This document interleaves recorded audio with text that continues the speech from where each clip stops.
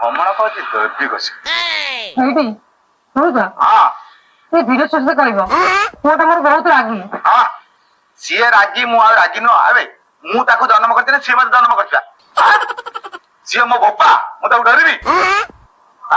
21 ଛୁଆ ତ ଆଉ ତାକୁ ଖେଳଉଛ ତମେ ଆଉ କିଛି ଜାଣିନି ଆଉ ଅଜଣା ଚାଉଳ ଭାତ ଖାଉଛି ଆଉ।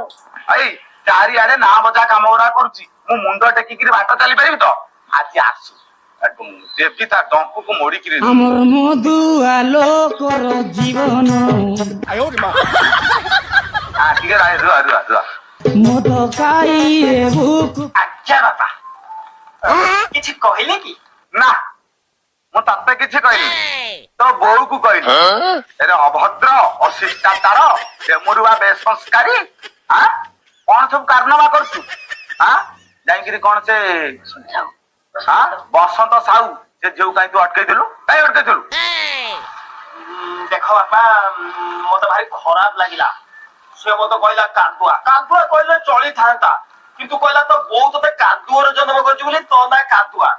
ବାବା ଦେଖିଲ ତମେ ଗୋଟେ ମାଷ୍ଟର ତମ ପୁଅ ପୁଣି ମୁଁ କାଦୁଆ ଆଉ ସିଏ ମତେ ଏଭଳି କଥା କହିବ ମୁଁ ସହିବି? ମୁଁ ସହିପାରିନି ବାପା। କହିଦେଲି ମୁଁ ତାକୁ ଆଉ କିଛି କହିବି ଖାଲି ବାଟରେ ଦି ପଦ କଥା ହେଇଛି ଆଉ କିଛି। ସିଏ ତତେ କହିଲା ତୁ ତାକୁ କିଛି କହିଲୁନି। ଓ ଭାରି ସୁଧାର।